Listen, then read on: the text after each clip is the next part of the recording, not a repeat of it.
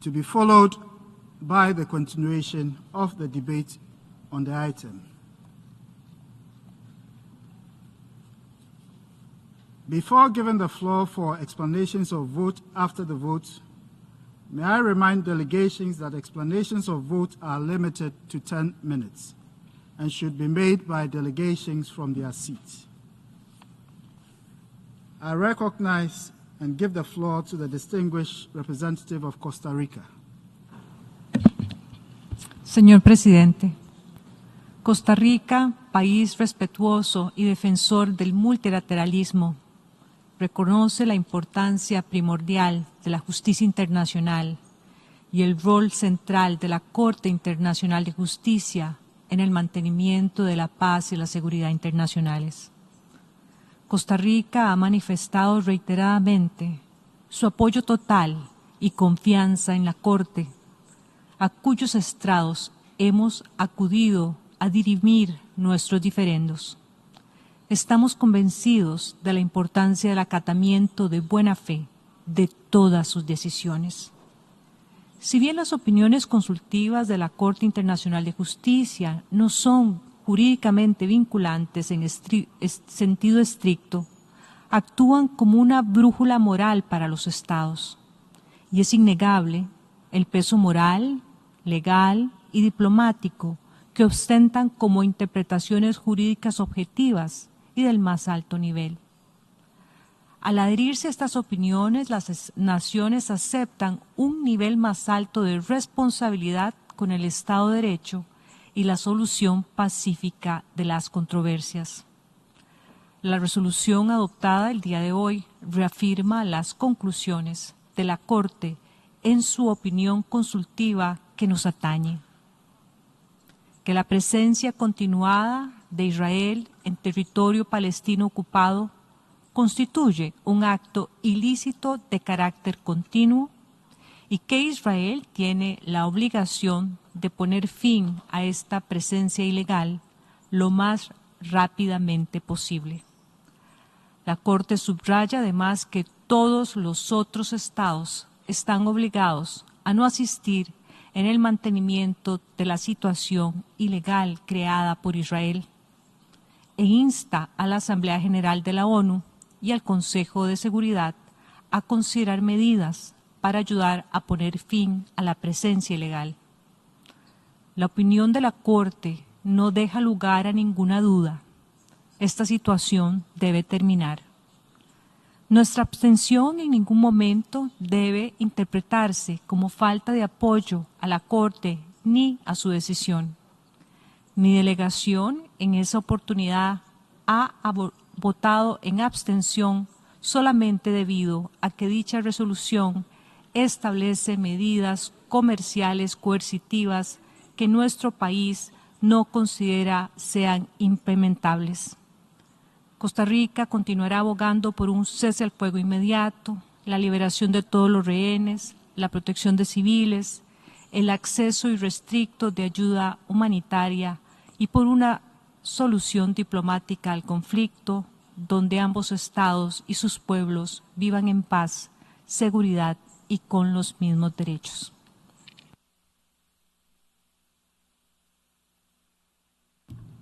I thank the distinguished permanent representative of Costa Rica for her statement. We have heard the last speaker in explanations of vote after the vote. As agreed at the 54th plenary meeting on 17 September 2024, the Assembly will resume the debate on Agenda Item 5. I now give the floor to the distinguished representative of Somalia.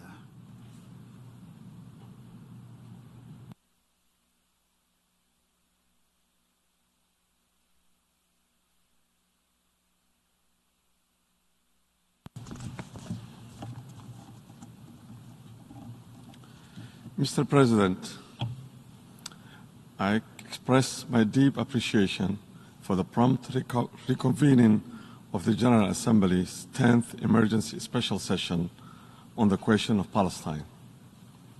Somalia aligned itself with the statements made by the Arab League, the OIC, and the non-allied movements. We gather here today in a moment of profound urgency as the crisis in Gaza escalates and humanitarian needs intensify. Tens of thousands of innocent civilians have perished, and countless more continue to suffer inhumane conditions, with women and children bearing the brunt of the violence and instability.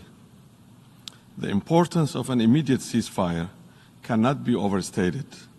A ceasefire is essential to facilitate humanitarian access, allowing aid to reach those in desperate need and ensuring the protection of civilians.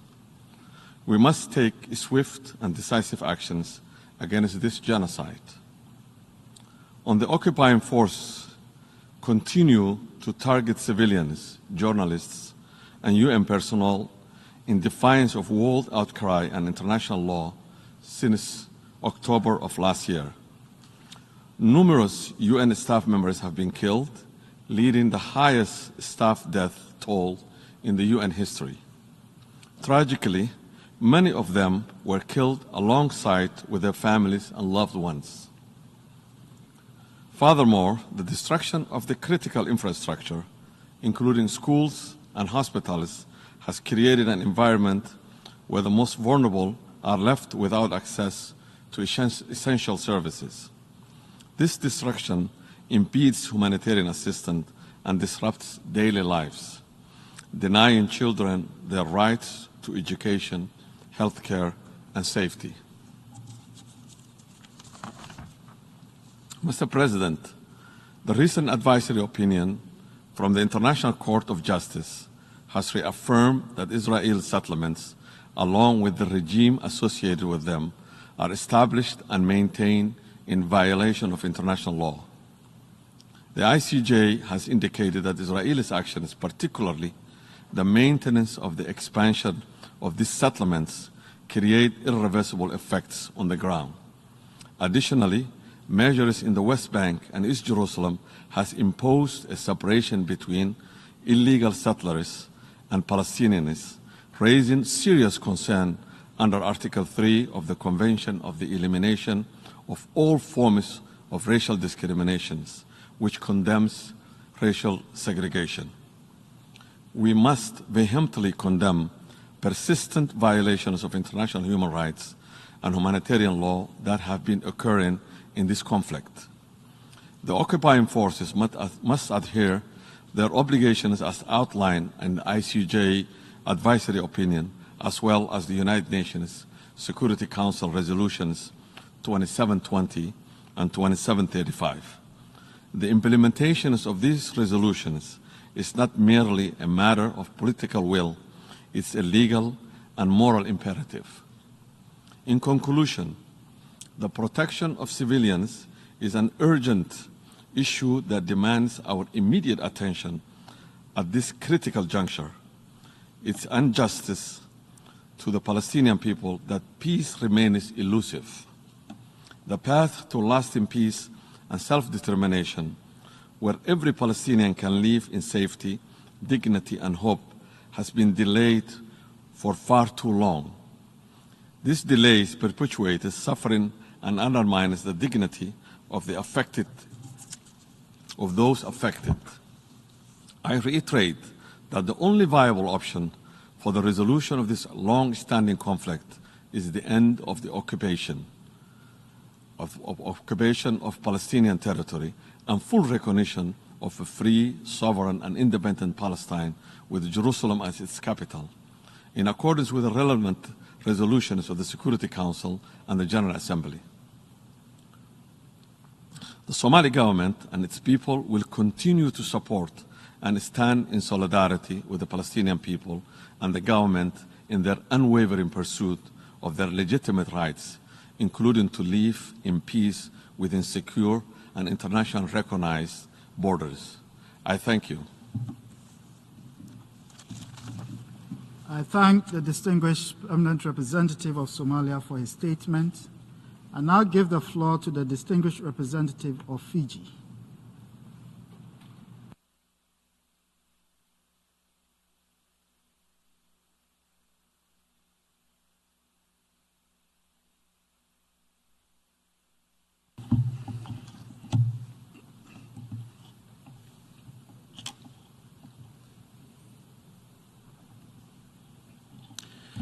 Mr. President, first and foremost, Fiji extends its sincere congratulations on your appointment as President of the 79th session of the General Assembly.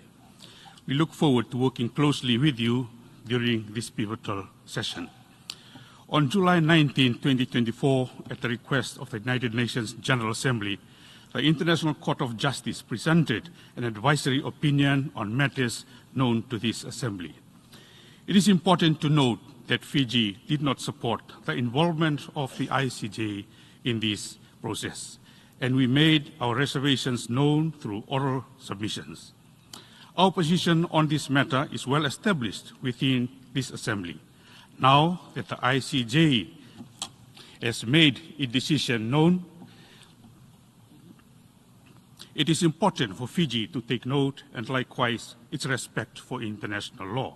However, it is essential to acknowledge that the opinion was met with significant dissent. We urge member states to ensure that the ICJ is not undermined by seeking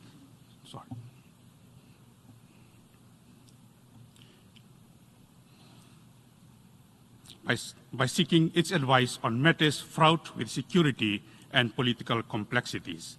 Fiji wishes to formally disassociate itself from the position of the non-aligned movement, including its associated NAM statement, as presented yesterday.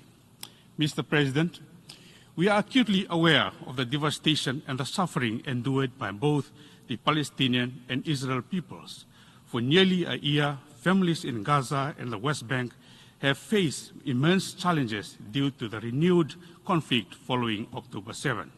While we recognize Israel's security concerns, it is imperative that they are addressed appropriately.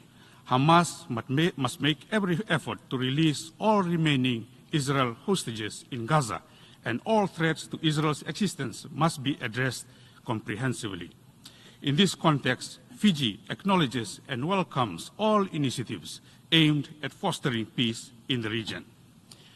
Mr. President, Fiji did not support the recent one-sided resolution and voted against it.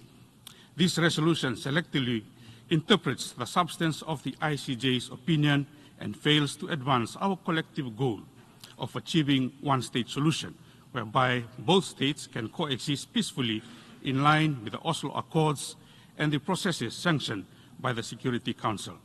The Security Council has made it clear that a resolution to the Israel-Palestine conflict must be reached through negotiations between the two parties, grounded in the fundamental principles of land for peace. Unfortunately, this resolution perpetuates flawed narratives and relies on unrealistic assumptions, suggesting that its adoption will resolve one of the most complex and persistent diplomatic and security challenges of our time. While the request for the ICJ's opinion predates the current Gaza conflict, the unilaterally formulated resolution adopted today neglects the realities created by the terrorist attack on October 7 and the ensuing war in Gaza, which has caused tremendous suffering for innocent Palestinians. Fiji calls for the immediate release of all hostages held by Hamas and an immediate ceasefire to end the conflict. Mr. President, we have all reviewed the current draft resolution L31/Rev1, and several issues have arisen that call into question the operability and legitimacy of the entire resolution. In this regard, Fiji would like to offer the following comments. Number one, the General Assembly's role is not to assess legal compliance of only one party in the conflict. All parties should be reviewed equally. Two, given the complex interdependence on the various unresolved issues, the Assembly should undertake a balanced and impartial examination of the relevant legal and factual questions, acknowledging the historical nuances of the Israeli and Palestine conflict and the competing territorial claims stemming from the former British mandates of Palestine. Three, UN member states should refrain from actions that require Israel to withdraw from territories without agreed upon security measures and should avoid steps that might preempt or obstruct negotiations over conflicting claims as outlined in the Security Council Resolution 242 of 1967, the Oslo Accords, and the UN-approved roadmap for peace. And finally, number 5, the General Assembly should encourage and facilitate parties to engage in good faith negotiations as reflected in the Oslo Accords and the performance-based, goal-driven roadmap for peace, to which the United Nations is a party. I thank you.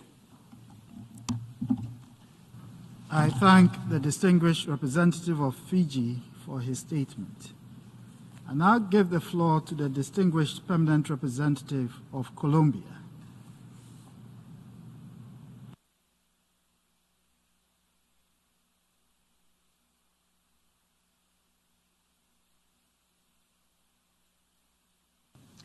Muchas gracias, señor presidente. Ante la atroz situación de violencia en Gaza y las flagrantes violaciones de derechos humanos e infracciones al derecho internacional humanitario en el conflicto palestino-israelí, y con las conclusiones de múltiples reportes y la evidencia proporcionada, Colombia acude nuevamente ante esta Asamblea General no solo para manifestar su respaldo como copatrocinador a la iniciativa del Estado de Palestina de la resolución que hoy nos convoca, sino para expresar su satisfacción con el abrumador resultado de la votación que ha dado como fruto una nueva esperanza para el pueblo palestino. La opinión consultiva de la Corte Internacional de Justicia el 19 de julio de 2024 sobre las consecuencias jurídicas derivadas de las prácticas y políticas de Israel en el territorio palestino ocupado, incluida Jerusalén Oriental, nos da justamente eso, una esperanza. Esta opinión consultiva no es más que la expresión jurídica de lo que una gran mayoría de estados participantes, entre ellos Colombia, piensan sobre la ilegalidad de las políticas y prácticas de Israel en el territorio palestino ocupado. Y más importante aún, esta opinión advierte sobre las consecuencias jurídicas que se desprenden de dicha situación para Israel, para terceros estados y para la Organización de las Naciones Unidas. Ya la Corte, en su opinión consultiva, se pronunció respecto a la presencia prolongada del Estado de Israel en el territorio palestino ocupado, que catalogó como abiertamente ilegal.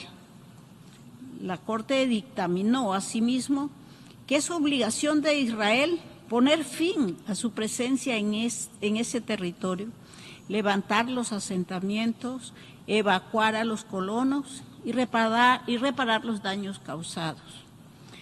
Para Colombia, el respeto por el derecho internacional es un imperativo, como lo es también la obligación que tienen todos los estados y las organizaciones internacionales, incluyendo a la ONU, de no reconocer la situación de presencia ilegítima del Estado de Israel en el territorio palestino ocupado y de no prestar apoyo ni asistencia para sostenerla.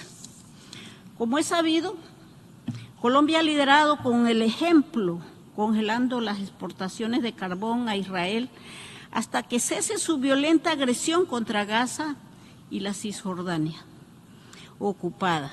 Hoy estamos aquí reunidos para exigir con esta resolución una vez más que se cumpla lo que establece el Alto Tribunal Internacional e instamos a los aquí presentes a determinar acciones concretas para implementar tan pronto como sea posible este dictamen.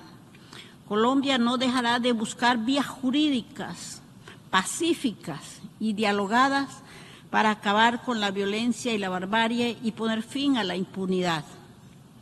Rechazamos todas las acciones contrarias al derecho internacional que obstaculizan la paz y la estabilidad en la región y en particular cualquier afectación a la población civil en medio del conflicto. La violencia diaria y sistemática afecta mayoritariamente a los más vulnerables, niños, ancianos, personas en discapacidad, mujeres y jóvenes. En ese sentido, acompañamos la demanda presentada por Sudáfrica contra Israel en la Corte Internacional de Justicia en La Haya, por violaciones de la Convención contra el Genocidio, y también hemos enviado insumos a la Corte Penal Internacional con el fin de lograr que ese tribunal avance en su consideración de las acusaciones contra miembros del gobierno israelí responsable por la comisión de crímenes de guerra y crímenes de lesa humanidad. Por todo lo anterior, apoyamos y respaldamos con firmeza y entusiasmo la resolución en cuestión y las medidas puntuales enunciadas en el texto, que instan a los Estados miembros y a las organizaciones internacionales a actuar ahora frente a esta ignominiosa situación, y felicitamos al Estado de Palestina por su victoria en la mañana de hoy. Muchas gracias, señor presidente. I thank the distinguished permanent representative of Colombia for her statement. I now give the floor to the distinguished permanent representative of Kuwait.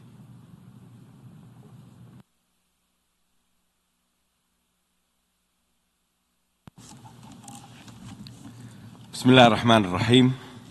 السلام عليكم ورحمة الله وبركاته.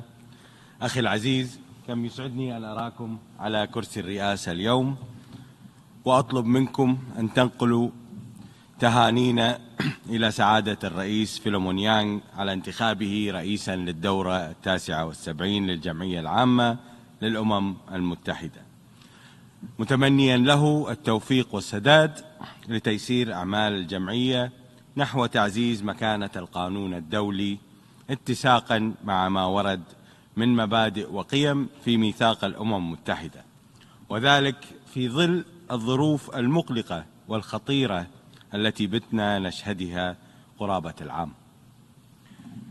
وتعرب دولة الكويت عن دعمها وتأييدها لما ورد في بيان المجموعة العربية وبيان دول منظمة التعاون الإسلامي، بالإضافة إلى بيان دول حركة عدم الانحياز. سيد الرئيس، نجتمع اليوم في ظل ظروف تاريخية واستثنائية تتطلب منا جميعا التوقف والتأمل والعمل من أجل إنقاذ الشعب الفلسطيني الشقيق مما طاله نتيجة لازدواجية المعايير والانتقائية في تطبيق القانون الدولي والقانون الدولي الإنساني. يأتي اجتماعنا اليوم للنظر في مشروع القرار الذي صاغه وقدمه بكل احترافية وحنكة واقتدار الوفد الدائم لدولة فلسطين الشقيقة، حيث إن حيثيات مشروع القرار أتت بشكل تاريخي لتتماشى مع الرأي الاستشاري التاريخي، والذي صدر عن محكمة العدل الدولية في شهر يوليو الماضي بشأن التبعات القانونية الناشئة عن سياسات وممارسات إسرائيل في الأرض الفلسطينية المحتلة بما فيها القدس الشرقية. ولا ننسى بأن هذا الرأي الاستشاري الذي نطق بالحق كان استجابة لطلب الجمعية العامة للأمم المتحدة في شهر ديسمبر من العام 2022. سيد الرئيس، إنما ورد في حيثيات الرأي الاستشاري لمحكمة العدل الدولية، والتي تمثل أعلى وأسمى جهاز قضائي في العالم، لم يكن بالمفاجئ بالنسبة للدول التي تميز بين الحق والباطل، بين العدل والظلم، بين الحرية والقمع.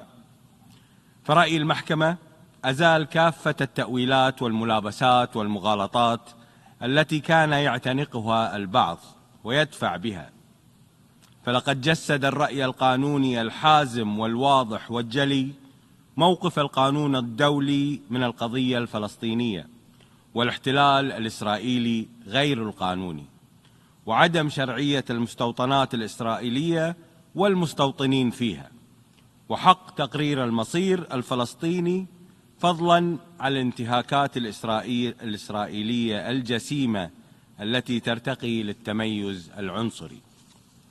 ومن ذلك المفصل التاريخي للقضية الفلسطينية العادلة والمشروعة، فإنه من مسؤوليتنا جميعا إيجاد آليات لتنفيذ ما ورد في حيثيات الرأي الاستشاري لمحكمة العدل الدولية.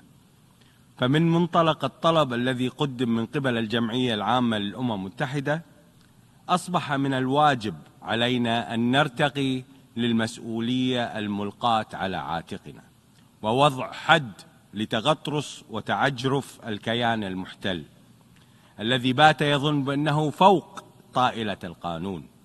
ولكن وبفضل صمود الشعب الفلسطيني وتضافر المجتمع الدولي، صدر هذا الرأي الاستشاري التاريخي ليؤكد بأن القانون الدولي هو الفيصل في كل أمر.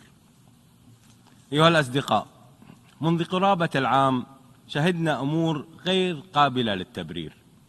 فمن لا يعتقد بأن ما يرتكب في غزة هو إبادة جماعية عليه أن يراجع نفسه، ومن يعتقد بأن استشهاد ما يفوق 40,000 فلسطيني معظمهم نساء وأطفال هو دفاع عن النفس عليه أن يراجع ضميره، ومن يعتقد بأن تجويع المدنيين العزل وقطع إمدادات الكهرباء والوقود واستهداف حرمة المستشفيات ودور العبادة هو أمر طبيعي عليه أن يراجع فطرته. فليست هذه الكارثة الحقيقية، بل هي حدوث كل ذلك أمام مرأى المجتمع الدولي الذي أصابه الشلل بسبب الانقسام الجيوسياسي في مجلس الأمن. ولكن وبفضل الله ومنته وبفضل صمود الشعب الفلسطيني الملهم، صدر الرأي الاستشاري ليكون المحور الذي يجب أن نستند ونبني عليه، ونفعل كل ما بوسعنا لإنفاذه. وفي هذا السياق، وكما أتى في مرافعة دولة الكويت الشفهية أمام المحكمة، نجدد الدعم المطلق لما أصدرته المحكمة. فعلى القوة القائمة بالاحتلال أن تنهي احتلالها المستمر منذ العام 1967 بشكل فوري، ووقف إجراءاتها التعسفية تجاه الشعب الفلسطيني في أرضه المحتلة، بالإضافة إلى إعادة الممتلكات لأصحابها الشرعيين وتقديم التعويضات للمتضررين من ممارساتها الباطلة. ولذلك تشدد دولة الكويت على أهمية الوقف الفوري للحرب الإسرائيلية على قطاع غزة والتصعيد في القطاع ومحيطه تنفيذاً للقانون الدولي وحيثيات الرأي الاستشاري لمحكمة العدل الدولية، وتناشد بلادي المجتمع الدولي بضرورة دعم ثبات الشعب الفلسطيني على أرضه والتحذير من أي محاولات لتهجيره خارجها، ومفاقمة قضية اللاجئين الذي يجب أن تلبى حقوقهم، وذلك في إطار حل شامل للصراع يعالج جميع القضايا للوضع النهائي وفقا للقانون الدولي وقرارات مجلس الأمن والجمعية العامة للأمم المتحدة ذات الصلة، كما وتدعو إلى التصدي الجماعي لأي محاولات لترحيل الأزمة التي يفاقمها استمرار الاحتلال إلى دول الجوار. وتؤكد بلادي على موقفها الثابت والراسخ والداعم للحق الفلسطيني، وتشدد أن السبب الرئيسي للصراع هو وجود احتلال لا آفاق لنهايته، وأنه إذا أردنا سلاما وأمنا يجب أن تحل القضية الفلسطينية بما يضمن قيام الدولة الفلسطينية المستقلة ذات السيادة وعاصمتها القدس الشرقية على حدود 4 يونيو للعام 1967 وفق ما تم إقراره والاتفاق عليه عبر قرارات الشرعية الدولية ذات الصلة ومبادرة السلام العربية لعام 2002. ختاما السيد الرئيس، إن هذا اليوم يمثل أول خطوة حقيقية نحو المساءلة وضمان التعويضات للمتضررين ووضع حجر الزاوية نحو مؤتمر دولي للسلام. وإن كانت مسؤولية حفظ الأمن والسلم الدوليين تقع على عاتق مجلس الأمن في المقام الأول، إلا أن الشلل الذي يعيشه وعجزه عن الاطلاع بمسؤوليته الرئيسية وتنصله عن أخذ موقف واضح وصريح بسبب ازدواجية المعايير أوصلنا إلى هذا المفترق التاريخي. فمن هذا الجهاز الأممي الذي يضم كل الدول الأعضاء والذي هو بمثابة بيتنا الجامع انتصرت كلمة الحق، وتضافر المجتمع الدولي ليوجه رسالة غير قابلة للتأويل إلى مجلس الأمن مفادها هو أن الجمعية العامة قادرة على تحمل المسؤولية وأخذ زمام الأمور والدفع نحو الطريق لسلام عادل وشامل ودائم. وشكرا السيد الرئيس، والسلام عليكم ورحمة الله وبركاته. I thank the distinguished permanent representative of Kuwait for his statement, and I now give the floor to the distinguished representative of Zimbabwe.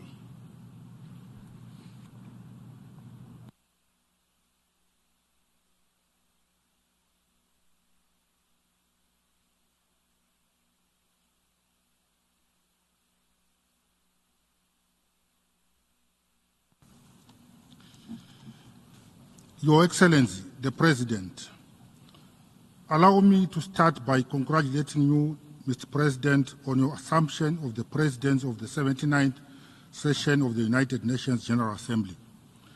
We are confident that under your stewardship, we will make advances in the critical global issues on our agenda.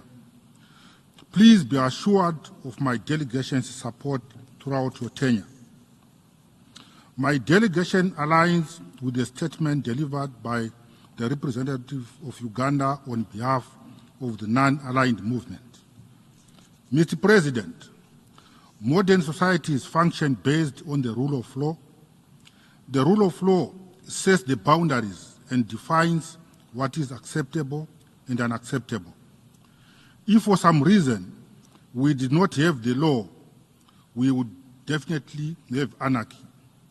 That is why my delegation today joined others in supporting the resolution in full respect of the ICJ advisory opinion for us to reaffirm our collective commitment to the fundamental principles of justice, human rights, and international law. For many years, the Israeli-Palestinian conflict has caused great suffering and has tested the commitment of the international community to peace, justice, and respect for the legality. The actions and policies of Israel in the occupied Palestinian territories have resulted in serious humanitarian impacts on the Palestinian population. The International Court of Justice, as the principal judicial organ of the United Nations, through the advisory opinion, clarified legal issues and provided authoritative guidance pertaining to the legal consequences arising from Israel's policies and practices in the occupied Palestinian territories, including East Jerusalem. The advisory opinion highlights the need to advance the tenets of public international law and to abide by the norms of international law. Hence, the continued occupation, settlement expansion, and related practices are not just issues of debate, but constitute serious breaches of international law, including the 4th Geneva Convention and numerous other United Nations resolutions.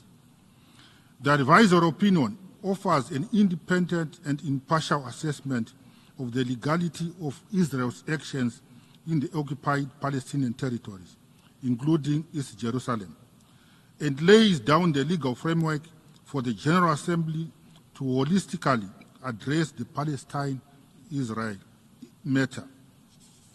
Supporting this resolution was more than endorsing a legal opinion. It was about standing up to human rights and justice. It was about affirming our commitment to the rule of law and ensuring that international norms are upheld.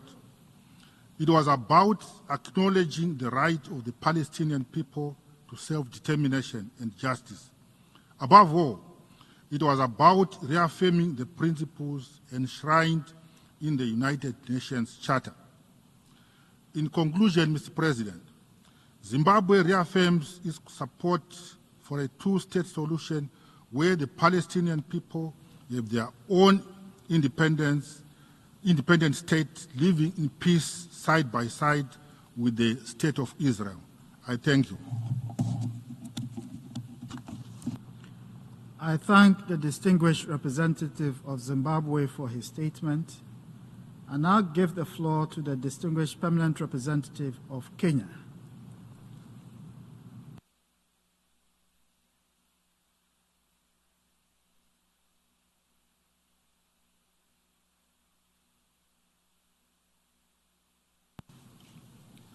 Thank you, Mr. President, for convening this crucial emergency special session of the General Assembly at such a pivotal moment. I wish to make the following remarks in our national capacity. My delegation remains gravely concerned by the dire humanitarian situation in Gaza and other occupied Palestinian territories. The sheer number of civilian casualties, the extensive suffering of the Palestinian people, and the relentless killings and wanton destruction in Gaza are utterly unacceptable. I reaffirm Kenya's unequivocal condemnation of all acts of terrorism, regardless of the perpetrators or their motivation. We condemn the horrific October 7, 2023 attacks by Hamas, which targeted innocent Israeli civilians. The brutal murder, abduction, and violence inflicted upon non-combatants is unconscionable. We acknowledge the legitimate right of Israel to defend itself against such atrocious acts. However, Israel's response in Gaza has by far surpassed the bounds of reasonable proportionality. What we are witnessing are unacceptable acts of brutality that could amount to serious violations of international law and international humanitarian law. Palestinians are being subjected to collective punishment that has not spared the most vulnerable, including women, children, and the sick. To make it worse, essential civilian infrastructure, including hospitals, schools, homes, and even humanitarian facilities, are being systematically obliterated. This situation is not only unacceptable, but calls for immediate and concerted international action. It is regrettable that the global community's plea for a political solution and a desperately needed humanitarian ceasefire in Gaza has not yet been realized. This casts a long and dark shadow over the UN's credibility as an institutional guarantor and enforcer of international peace and security. My delegation firmly believes in the primacy of political solutions as the cornerstone of resolving conflicts. We believe that sustainable peace can best be achieved through inclusive political dialogue and negotiation rather than coercive military measures or divisive adversarial action. My delegation reiterates its unwavering support for the Palestinian people and their legitimate aspiration for self-determination. This is an ideal that is enshrined in the UN Charter and in numerous resolutions of both this General Assembly and the Security Council. We call on all member states, especially those wielding significant influence, to urge swift action towards realizing a two-state solution with Israel and Palestine living side by side in peace within the pre-1967 borders. In conclusion, my delegation strongly urges all member states and international partners to extend sustained support to UNRWA and other agencies providing humanitarian assistance to the Palestinian people. By working together, we can alleviate the immense suffering, rekindle hope, and contribute to the pursuit of a just, lasting, and peaceful resolution for Palestine. This is crucial in upholding human dignity and fostering stability in the region in line with our shared values of peace, justice, and international solidarity. I thank you, Mr. President. I thank the distinguished permanent representative of Kenya for his statement. We have heard the last speaker in the debate on this item. In accordance with Resolution ES 10/24 of 18 September 2024, the 10th Emergency Special Session of the General Assembly is temporarily adjourned. The meeting is adjourned. Thank you, Mr. President.